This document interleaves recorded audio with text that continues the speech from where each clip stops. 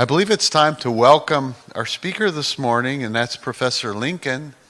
Thank you. Please give him an applause as he comes up. Scripture reading? Oh, sorry, no scripture reading. We need a scripture reading. I knew I was forgetting something. I'm so sorry, Anna. Mark chapter 10, verse 27. Jesus looked at them and said, "With man this is impossible, but not with God. All things are possible with God." This is the word of God. So, Happy New Year. 새해 복 많이 받으세요. Right? So, this is a pretty large crowd. I thought I got lucky with, with the holidays, speaking. I thought there wouldn't be very many people, but it's good to see a lot of people out. So today, what I want to talk about, I've hijacked this verse a little bit.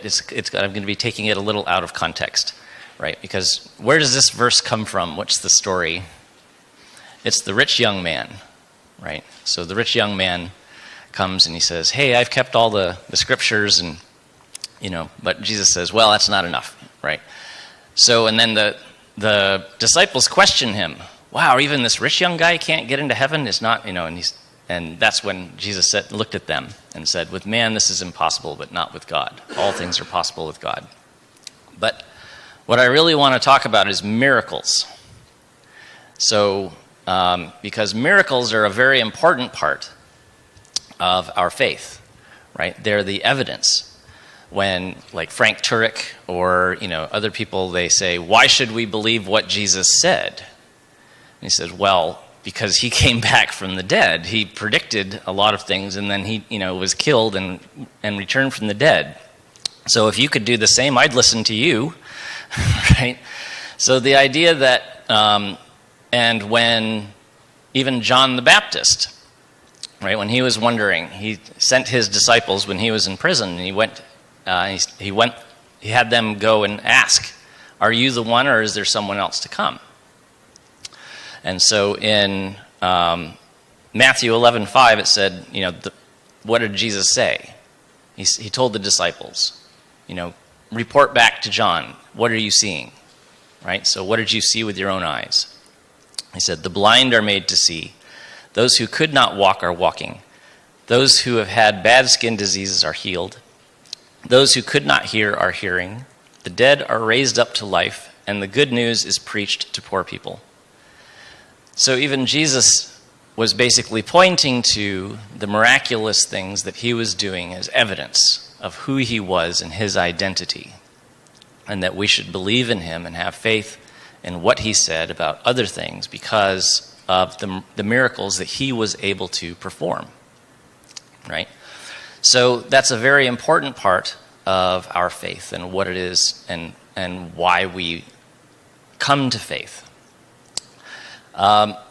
But for the scientific brain, okay, so I came up, my undergraduate was in physics, and when I was an undergraduate, I was a full-on atheist, which is basically taught to you as a scientist in most programs that, to be skeptical of everything, okay, and big claims especially, you want to be skeptical about big claims. So a lot of scientists in particular struggle, okay, with the idea of miracles, okay, that these are impossible things, right? These can't happen. So what serves as a proof to us of who Jesus was and why we should believe him, someone with a scientific training a lot of times is taught a materialistic worldview, and they're taught to reject these kinds of things out of hand. Right? So it's very hard for scientists to come to believing faith a lot of times. So even if you're not a scientist, okay, I hope to inspire you to evangelize scientists, because this is kind of how I came to Christ, was I had to be convinced, okay, in a kind of scientific ways. Are miracles really possible? Is this kind of thing something that I can really believe in? So, and I know that that's echoed through a lot of the scientific, community. So even if you have no problem with miracles, but we can talk about special revelation, the Word of God and the Scriptures. But if you're trying to evangelize using only special revelation, scientists are going to turn a deaf ear to you, right? Because you can say, the 4 spiritual laws and the Romans Road and all these ways of evangelizing people who don't know. But if somebody says, I don't believe in the Bible, I believe in science, okay, then how do you approach them? Okay, you have to speak to them using their language, right? We have to be prepared to give reasons for the faith we have. And we have to be able to try and convince people. So that's the tact I'm going to take. I'm going to focus on natural revelation. Okay, so next slide. So David Hume, okay, very famously, started this kind of way of thinking, okay, where he says, a miracle is a violation of the laws of nature.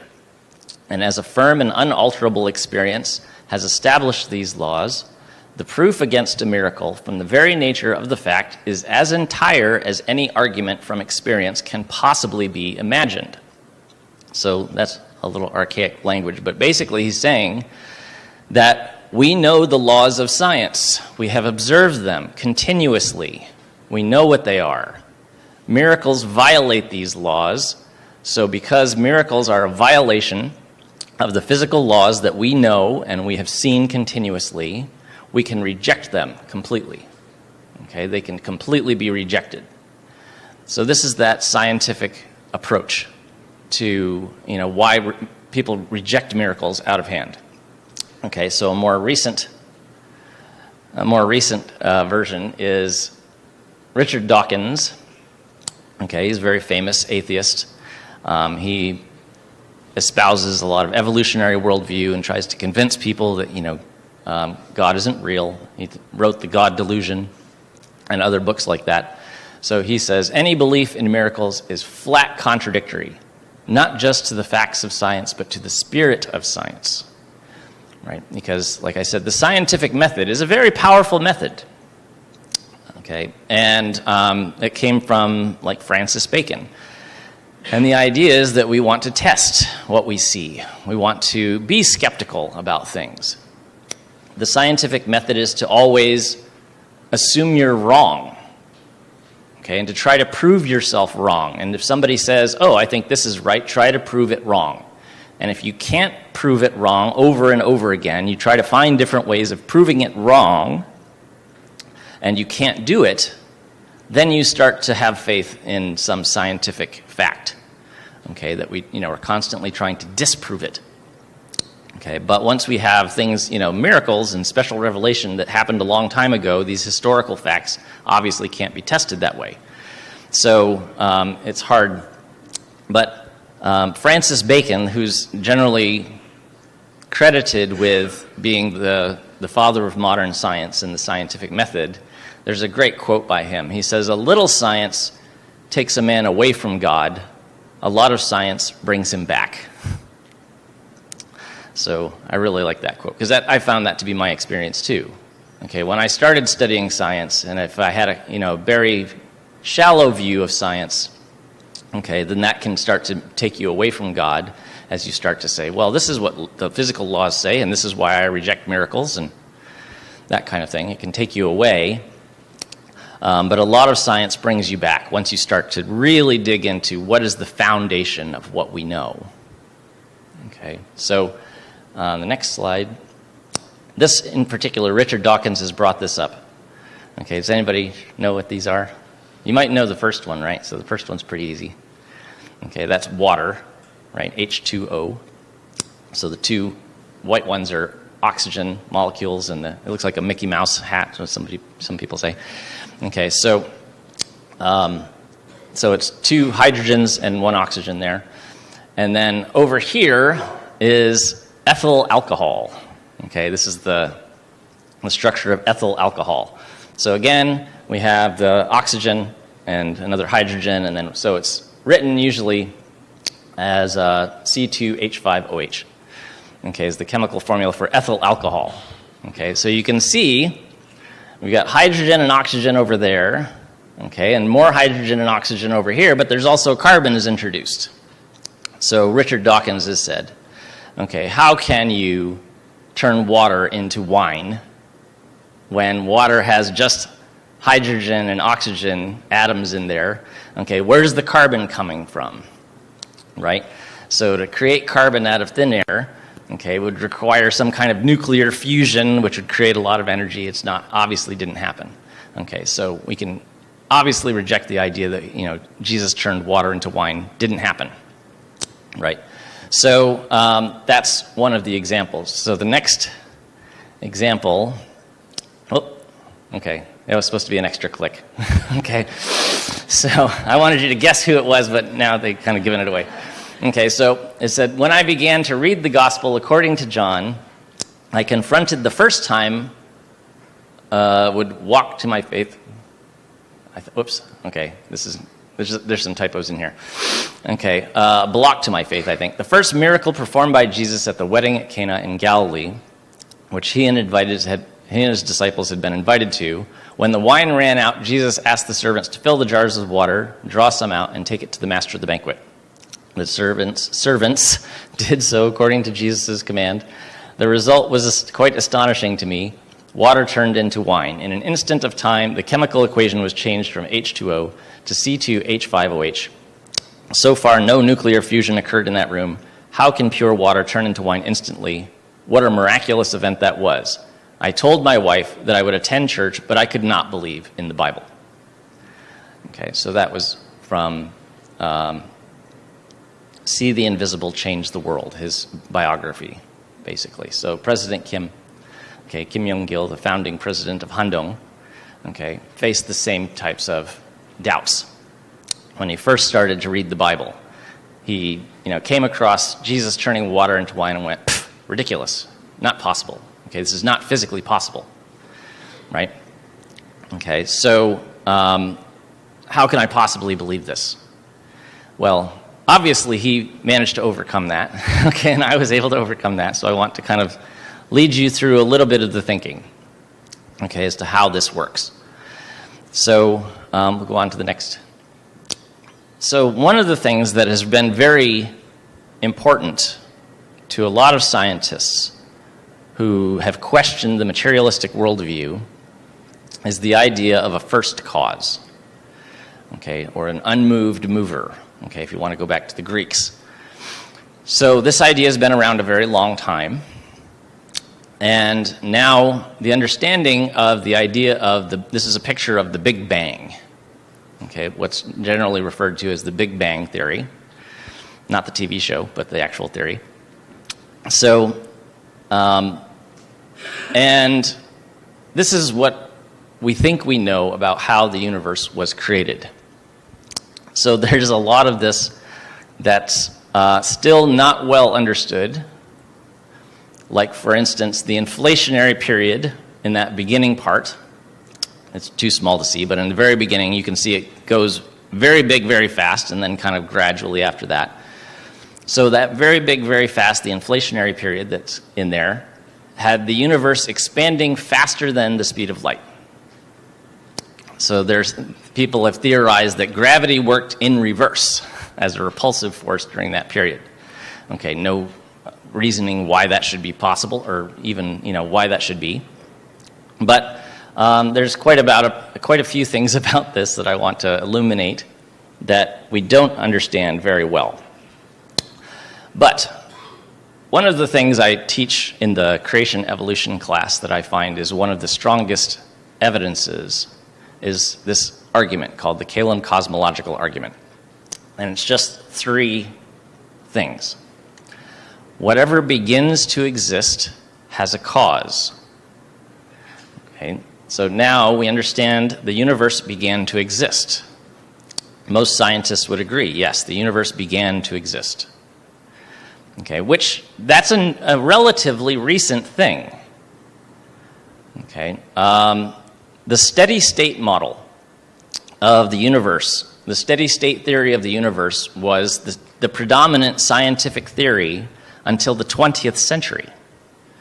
Okay, it wasn't until 1965 when the steady state theory was really completely abandoned by the scientific community. Okay, so there are probably people in here today that were alive when the steady state theory was still the predominant scientific theory of the scientific community, where they thought the universe always was, and the universe was eternal, and pretty much stayed the same. Okay, so that started to fall apart earlier in the 20th century, but it had its last kind of dying breath in 1965 when Penzias and Wilson discovered the microwave background radiation, which was basically the echo of the Big Bang. Okay, that they were able to observe this microwave background radiation, which basically proved there was a Big Bang and there was a beginning. Okay, until that time, it was still controversial, that theory. And a lot of people, the actual name Big Bang was originally brought up as a mockery. So Sir Fred Hoyle was a scientist, and he's like, what? So the universe started with some Big Bang? It was a sarcastic comment. But everybody liked the idea and started calling it the Big Bang Theory, which bothered him to no end for quite a while. So, but whatever begins to exist, whatever begins to exist has a cause. Hard to argue with, right? If something didn't exist and then it begins to exist, there must be some cause. So the universe began to exist, very widely accepted now. Therefore, the universe has a cause. Okay, so what is that cause? That's the big question, right? Because when we talk about the Big Bang, we're not just saying stars and planets and things became to exist. The actual idea of the Big Bang Theory is that all energy and matter and space and time itself started at the Big Bang. So when people say, well, what happened before the Big Bang? That question doesn't even make sense to a physicist, because there was no before. Before is a time concept. There was no time. But it had a beginning, so what's the cause? Okay, how can we understand that? What could possibly cause something that when there is no matter, there is no energy, there is no time, there is no space? Okay, what could cause all of that to come into existence? So it's a challenging thing for an atheist to come to grips with, right? What could it be? Because it can't be something material. It can't be something that exists in space or time. So whatever caused it has to be immaterial, very powerful. Okay, and there's a good long list of other qualities that we can kind of bring out. Like, it has to be personal to make the decision to create. Okay, so and when we talk about power, well, I don't want to get. It's not in my notes. It's too easy for me to get distracted and get off topic. So it's on topic, but not enough time. Okay, so this itself has been very challenging for atheists. So Robert Jastrow was a physicist who had a good quote about this. Oh, we can go to the next. Okay, so, because it's interesting that in Isaiah 45:12, and there's about a dozen places in Scripture where this term "stretched out the heavens" is used. It's used over and over again, the idea of stretching out the heavens, right? So from this picture, okay, so it says, "It is I who made the earth and created mankind on it. My own hands stretched out the heavens. I marshaled their starry hosts." Okay, because the picture, that scientific picture of the Big Bang, I can see God stretching. Okay, like I said, that inflationary period where the universe was expanding faster than the speed of light, which defies all scientific understanding. Okay? But it has a very close parallel to this verse about God stretching out the heavens. So, and this is something that did impress Robert Jastrow. He wrote a book, next, okay, called God and the Astronomers in 1973. So after coming to grips with the death of the steady state theory of the universe, that the universe had this beginning. And what does that actually mean? Okay, that was something that very obviously, that when you had the universe being created, that implies a creator to him. Okay, so once he rejected the steady state theory of the universe, he felt challenged that he couldn't do anything but believe in a creator, although he was still very wishy-washy about who the creator was. But there was a great quote from that book, which I like. It says, "For the scientist who has lived by his faith in the power of reason, the story ends like a bad dream. He has scaled the mountains of ignorance. He is about to conquer the highest peak. As he pulls himself over the final rock, he is greeted by a band of theologians who have been sitting there for centuries." So it's kind of a funny story, right? So what he's saying is that, scientists have been studying for centuries and trying to figure out all this stuff, and they thought, oh, we know what's really true, and we know what's really going on, but then they had accepted this steady state theory of the universe for a long time, and once they finally figured out, oh, what's the real nature of the universe? Well, it was created, and when you actually look at the idea of the Big Bang, okay, it goes right back to Genesis 1, right?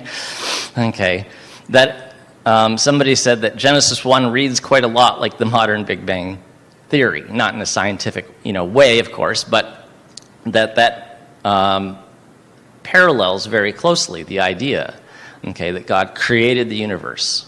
Okay, it wasn't there, right? It was just void, and then God created it all. Okay, that the modern understanding of the Big Bang theory matches that way more closely than the steady state theory that had been the scientific consensus until the early 20th century. So it's an interesting challenge for them. Okay, now these days we've had more modern scientists have tried to find a way around this. Okay, so the next slide shows a quote from Stephen Hawking. It's one of his most famous very famous quote, I guess. So it says, "Because there is a law such as gravity, the universe can and will create itself from nothing. Spontaneous creation is the reason there is something rather than nothing, why the universe exists, why we exist. It is not necessary to invoke God to light the blue touch paper and set the universe going." Okay, so this is one of his famous last quotes before he passed away. So they're trying to get around that idea. So that, remember the Hyoam cosmological argument that I brought up. Okay, that first line in that argument says that if something begins to exist, then it has a cause. Right? If something begins to exist, it has a cause. So they're trying to refute that first statement. Right? They're trying to say, well, the universe began to exist, but it can bring itself into existence. It doesn't need an external cause. Right? So that's a hard thing to argue with. Right? That if something begins to exist, it has a cause. Most people would say, well, yeah, of course. Okay, if something didn't exist and now it exists, there must be some cause to that. That's pretty obvious.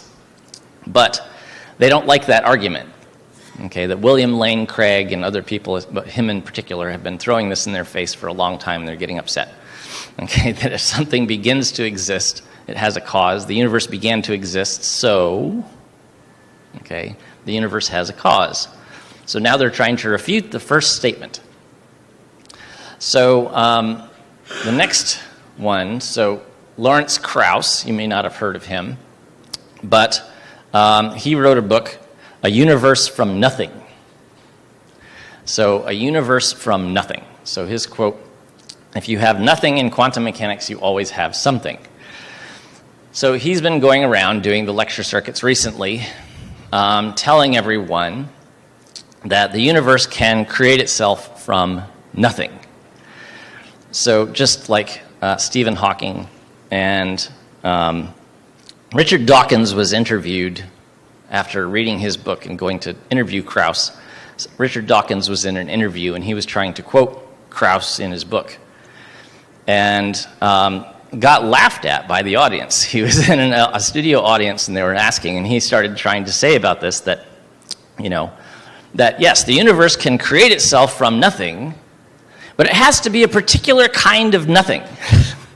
And everybody cracked up, and he's like, why is that funny? He didn't understand why people thought that funny. Okay, that you can have a particular kind of nothing, right? So, what Krauss talks about this all the time, is that there's these different types of nothing, okay, and most people find that kind of humorous. So the next part is a short clip from a YouTube channel. It's on Discovery Science. They have a special playlist called Science Uprising, which I highly recommend. They're short clips, less than 10 minutes, okay, on different topics. So there's about a minute or so clip, okay, here that I took out of this one that we're talking about them.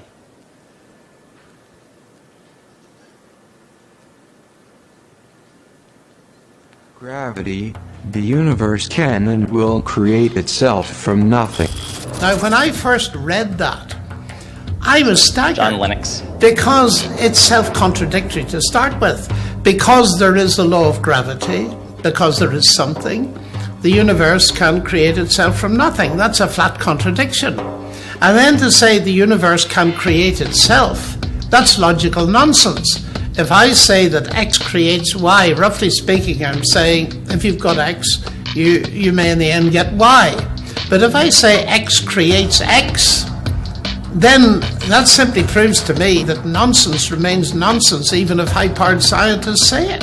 Well, what about physicist Lawrence Krauss and his something from nothing idea? Imagine creating a universe from literally nothing. You keep using the word. I don't think it means what you think it means.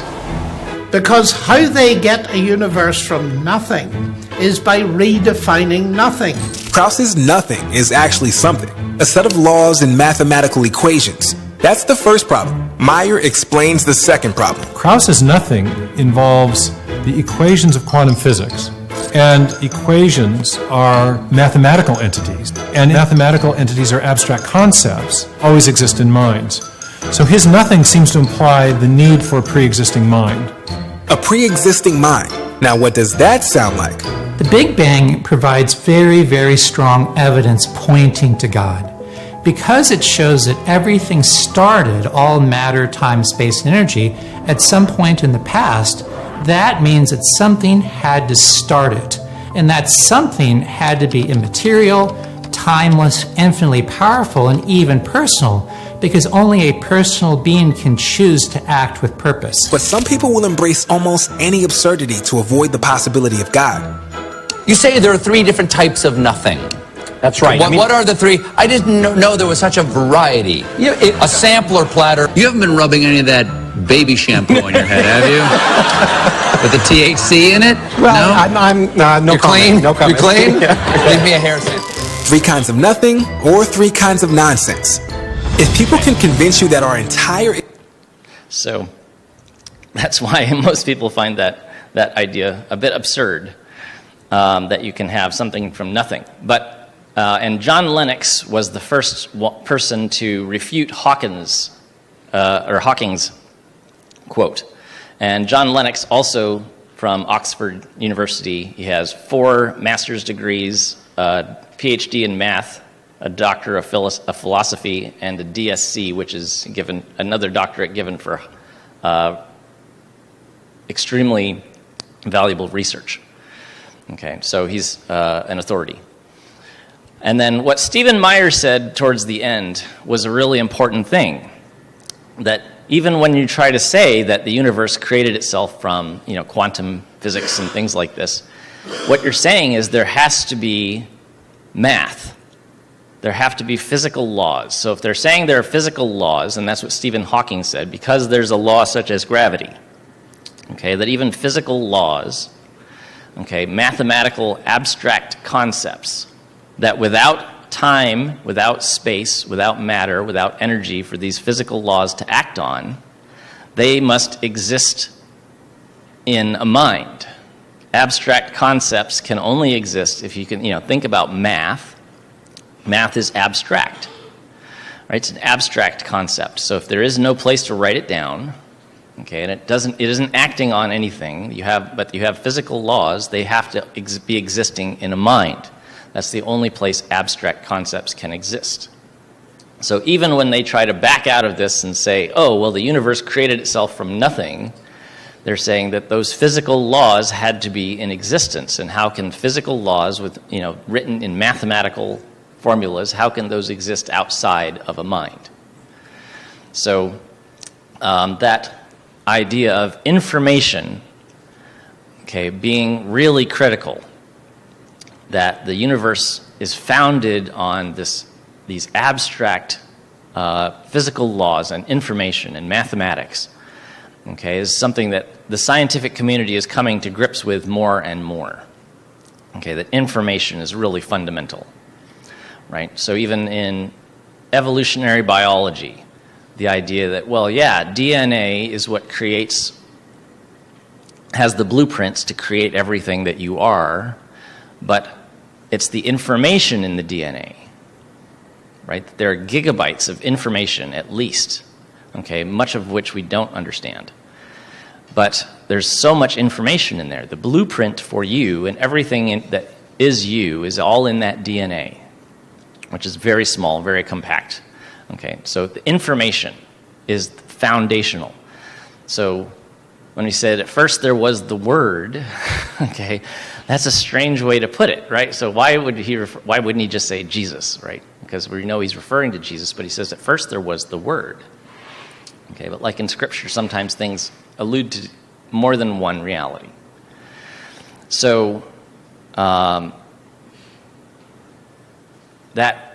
think that kind of illuminates the idea that information is fundamental in the creation of the universe, okay, and these foundational theories. So, but do scientists understand the universe? Okay, so I forget who it was, and I couldn't find the quote, but it was somebody who was like the head of a scientific community, or I forget who it was, but I remember the quote was, "We understand everything about the universe except dark matter and dark energy." That I thought that was a very funny quote. Okay, so it was very arrogant statement, right? We understand everything about the universe except dark matter and dark energy. It was something that he said. I thought, that's kind of a crazy thing to say. There's more that is not understood, but there's quite a few things that I'll touch on very briefly that scientists don't understand. So in the press, a lot of times you get this idea that scientists have got this all figured out. Okay, they're just quibbling over the details, right? That we have the model of the Big Bang and we know how this all happened and all these kinds of things. But there's just, there's some small details that need to be ironed out. If you read the popular press, that's the kind of impression you get about the state of science. But that's not really true. Okay, so I want to go on to very quickly touch on a couple of these things. Okay, that are really fundamental. I mean, there's a lot of things that scientists don't understand exactly, but these are a few things that are really fundamental. So, next. Okay, so go ahead to the next. Okay, so when the one scientist said, "We understand everything about the universe except dark matter and dark energy," the reason I thought that was a strange thing to say is because this is what they say is the makeup of the universe. Okay, that dark matter is about 27%, dark energy is about 68%, okay, and all the other matter and energy that we know about is only 5%. Okay, so we understand everything about we understand that 5% is what he's saying. The other 95%, we have no idea. Okay, how that sounded to me. Okay, so it sounded kind of a crazy thing to say when he was asserting that, so, that's why it sounded so arrogant to me. Okay, because he was asserting it very, assertively, I guess. We understand, things really well. Okay, just a couple little things that we haven't quite figured out yet that make up 95% of the, what we believe the universe is. So just a couple, we'll get this sorted out in no time. Okay, so the next one, has anybody heard about the James Webb Space Telescope? Okay, it's been something I've been following for a long time. It took decades to get the funding for this and to build this thing and to send it out. And I watched it live when it was being launched into space. It was Christmas Day, 2021. So luckily for us, it was the day after Christmas here. So I didn't have to interrupt our festivities to watch it. But when they launched this into space, and it took months to get out to the place 1 million miles away from Earth, where it's located. So this is the successor to the Hubble Space Telescope. So most people have heard of the Hubble Space Telescope. It's an amazing accomplishment. Okay, but the Hubble is still near Earth. Okay, it's not too far away. The space shuttle was able to put it there. It was as far as the space shuttle could go, but the space shuttle put it out there, and it was able to go back and fix it a couple times. So, but this thing is 1 million miles away from Earth. Okay, nowhere close. And it was meant to see back in time. So I don't want to get into the physics of that, but the basic idea is that this thing can actually see back in time, close to the beginning of where the Big Bang is. Okay, just a couple 100,000 years after the Big Bang is what they're saying, but it can see back in time. Okay, because the further away you look, the further back in time you're seeing, basically. And what they were expecting to see when this thing went online in the summer of 2022 was baby pictures of galaxies, right? Because this is very close after the Big Bang, not very long had passed. They were expecting to see baby pictures of galaxies. And that's not what they saw. When the first pictures started coming back, and this is just the summer of 2022, not very long ago, and I was following this in the press, and astrophysicists were suddenly questioning their whole life. They were having an existential crisis. Because what they saw, this headline here, it says, the James Webb Space Telescope discovers enormous distant galaxies that should not exist. And it says, giant mature galaxies seem to have filled the universe shortly after the Big Bang, and astronomers are puzzled. So puzzled is really minimizing the way they were feeling. I was reading blogs from astrophysicists going, have I wasted my whole life? Real existential crisis kind of stuff. They were completely freaking out. Because the model of the universe, as they understand it, is the Big Bang happens in that picture, and then the Big Bang, there's nothing but energy, and then stuff starts to form, and then you get small baby galaxies, and they become bigger galaxies later on. And now we're going to see these baby pictures of small, baby galaxies. And when they got the pictures, they're full, mature, grown-up galaxies, is what they're seeing. And they're going, that's impossible. Those shouldn't exist. Okay? So our whole understanding of the universe is wrong, basically. We don't get it. Our theories are wrong. Like, we don't understand how this works. Okay? So, so it was a fun thing to follow in the news as I was reading articles about this that kind of, this was an interesting thing, okay, because there were people really freaking out, okay, that we don't understand how this works. Okay, so the next, a couple of the major problems about the universe, okay, I'll explain this very briefly. This is called the Hubble tension. It's referred to as the Hubble tension. So the Hubble constant, there are two ways of measuring what's called the Hubble constant, H0 there. And the Hubble constant, it basically affects how fast the universe is going to grow, and so how old the universe is. When they say, the universe is 13.8 billion years old, And that's based on the measurement of the Hubble constant. But there are two different ways of getting the measurement of that, and when they use two different ways of measuring it, they get different answers every time. Okay, and in the beginning, that was a little bit suggestive. They were like, well, because they couldn't measure them very accurately in the beginning. That's what this is showing. Okay, the measurement, it's plus or minus, okay, by a lot. So there was some overlap. But the more they've honed this down and they've gotten better and better measurements, they realize the two different ways of measuring this constant come out with mutually exclusive answers. That they're very confident about each measurement and they don't match. So this is a very fundamental thing about the universe and how it's expanded and how old it is. And what they're saying is that our understanding of how that happened, or how, all of that, there's something wrong with our understanding. Okay, that we're missing something important here. Okay, is what this is saying. When you get data like this in science, it means your theory is not right. Okay, you've got new conflicting data like this, you need a new theory. It's time for a paradigm shift. Okay, so our understanding of the Big Bang theory and all this is probably coming to the same place as the steady state theory, where there's going to be a big rethinking, okay, of a lot of this. So that's the main point of this. We don't need to go into too much. So next. Okay, so this is one that's been around for a while, the idea of the horizon problem.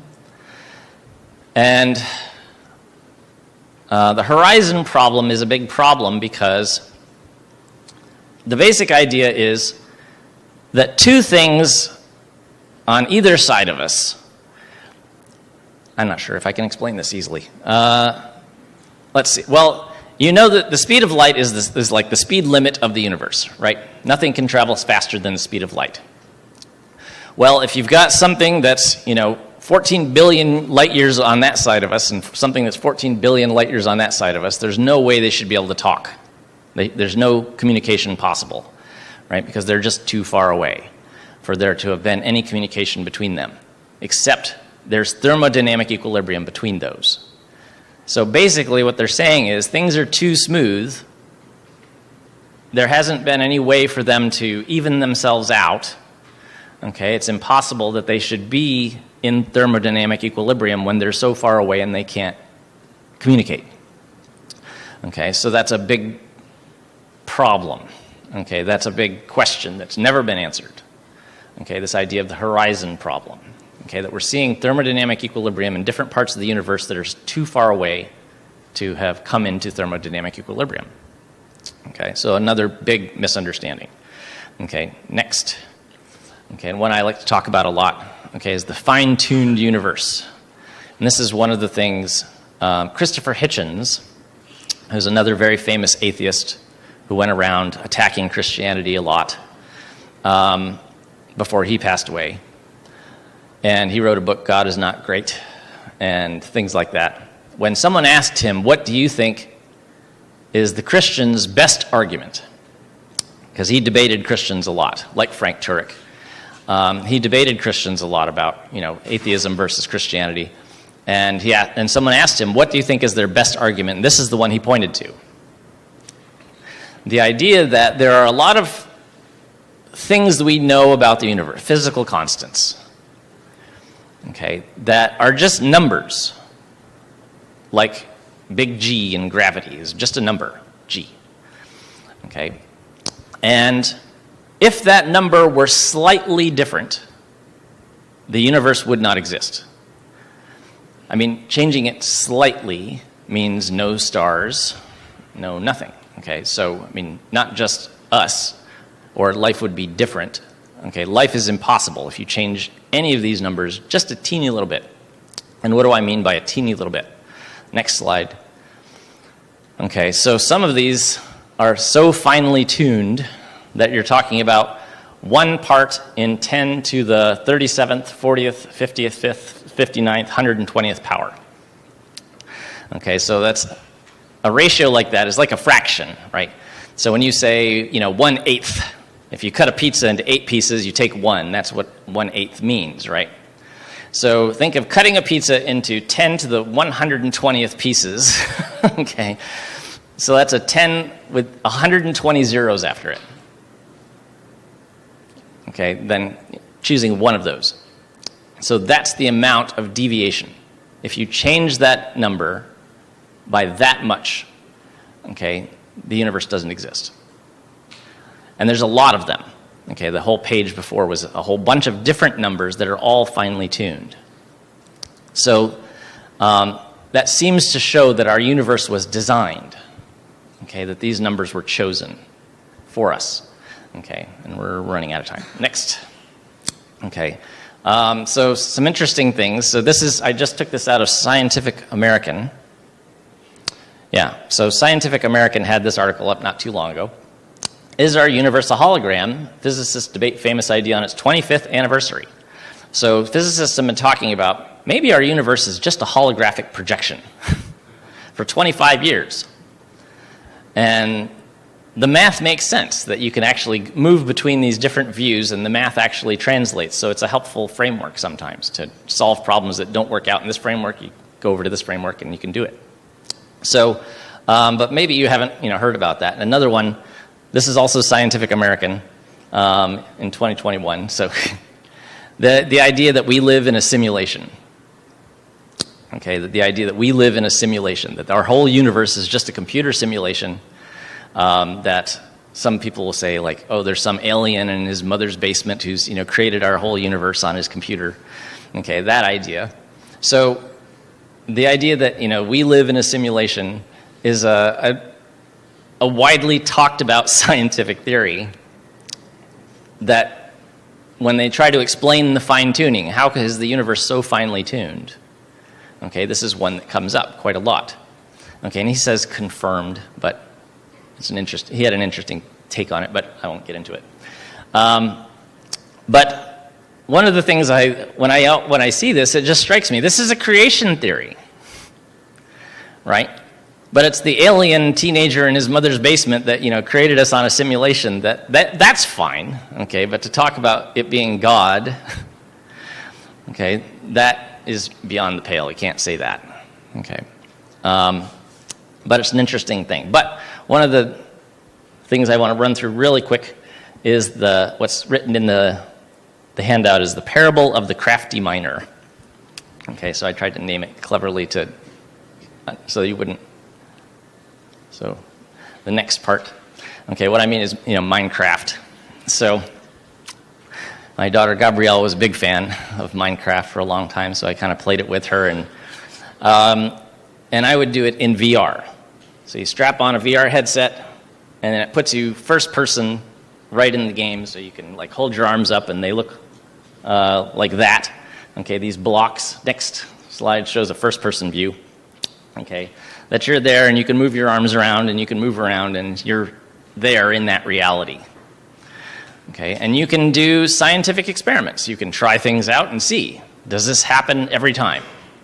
So one of the things you can do in Minecraft is you can place a block of concrete right in the air, right in front of you, and it will stay there. And you can place another block of something else over here in the air, and it will stay there. Okay, and you can test this over and over again. It always happens, unless it's sand. If you put sand there, sand will drop. Okay, so if anybody's played Minecraft. So, but you can test all this out, okay, and you can try it all out, and you can say, aha, I have the laws of physics in Minecraft. Okay, I can put things in the air, they stay in the air. You can even pile things on top of them and jump on top of them, they won't move. And you can understand how all this works. And you can say, these are the laws of physics and what is possible and what is not. Okay, so if you said, can you walk on water? Well, no. Okay, if you go out on the water, you sink. Okay, so you can swim, but the thing about Minecraft is it can be modded. You can modify it. So what are called mods in the community. So you can actually, because we are outside of that simulation, okay, we can modify things. We can change the code, right? So the next slide shows somebody created these boots that allow you to walk on water. Okay, so that you can run around on top of the water, with these Minecraft modded boots. And somebody even got more clever than that. There's a short video clip. It says, staff of Moses. He whacks the water and boom, parts the seas. Okay? So he can run around and, do that kind of thing. So this is an example that I've liked to use with students to help explain how miracles are possible. Right? If information is fundamental to our universe, but we're in our universe, so we're like a player in Minecraft. If you're a player in Minecraft, there's things you can do, things you can't do, and they're all defined by the coder. The person who programmed that game defined what you can do, what you can't do, what are the laws of physics, what's going to happen. Right? So because that's the way it is, and if you're just in there as a player, you don't have administrative authority over that game, then you have to play by those rules. And every time you do something, it's going to turn out the same way. Okay, you do this, you can test it, you can say, aha, here are the laws, now I understand, this is how things work here. Okay, but someone who has access to the code, who's outside of that realm, can adjust it. Okay, so obviously God is outside. So if we say information is fundamental, so there's a picture from the Matrix. Okay, and this is a little bit how physicists learn to see the world. Right, after you do a bunch of simulations of parabolic motion and things like that, you start to see like gravity is a vector pulling down on an object as it's traveling, and acceleration vectors and velocity vectors and these kind of things. You start seeing that in real life, and it's a little bit like seeing into the Matrix and seeing the information that's fundamental to the running of the universe. Okay, but if you are the creator of this, okay, then obviously you have those administrative privileges to modify things and make things happen. So there's no contradiction to say that God can do impossible things, okay, or that Jesus as God was able to do these things. So that was actually how I explained the incarnation as an analogy. Okay, the incarnation as an analogy to my daughter when she was big into Minecraft. Is like, if you're the coder and you created Minecraft, okay, but then you slap on a VR headset and go in as a player, okay, you're incarnated as a character inside the reality that you created. Okay, but obviously the creator can go in and say, oh, I'm going to create this little, staff of Moses thing. I can go in and I can, do things that other players are not able to do. Okay, so it was a very simple and very blocky looking way of explaining this in a way that's easy to grasp. Okay, and a lot of actually the intelligent design movement, the idea that what we see is best explained by an intelligent designer.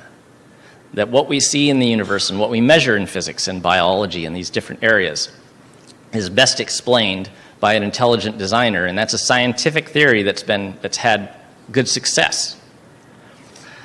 A lot of computer scientists get that, okay, because when you talk about DNA and you talk about randomly changing bits of DNA and making improvements, they say, well, no, okay, if I start randomly changing letters in my code, okay, that's not going to improve it like ever.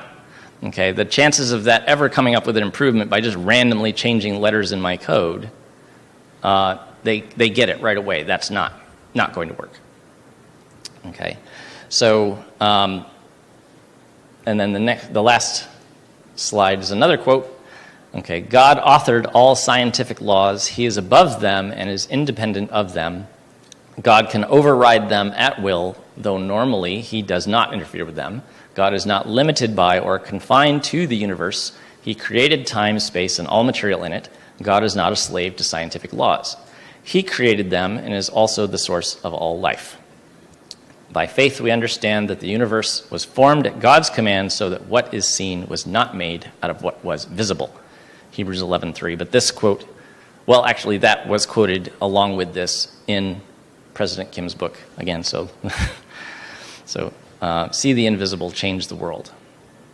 Okay, so I wanted to kind of walk you through a little bit of how people with a scientific mindset that just rejects God, rejects miracles, rejects those kinds of things automatically, how they can be made to understand and kind of look at this from a different framework and gain that understanding that President Kim got, or that I got, or that other physicists have to deal with when they grapple with the Bible and how to have faith in these kind of impossible things. Okay, so I will ask EPT to come up, and I'll do a final prayer. Dear Lord, thank you so much that you have created us, you have loved us, and we know that you are outside of time and space, that you are immaterial, you are spiritual, that you have all authority over your creation, and that while miracles may seem impossible to us, they may seem things that are not of this world, are not natural, it's because they're not natural, they are supernatural. But that is not outside of your possibilities. You are not bound by time and space and energy and matter. You created all this, you do with it as you please. So we can have faith that Jesus was who he said he was. He proved it by doing impossible things that are only possible for the Creator. We can believe in his death and resurrection. We can believe in the words that he said. That gives us more faith. In Jesus' name we pray.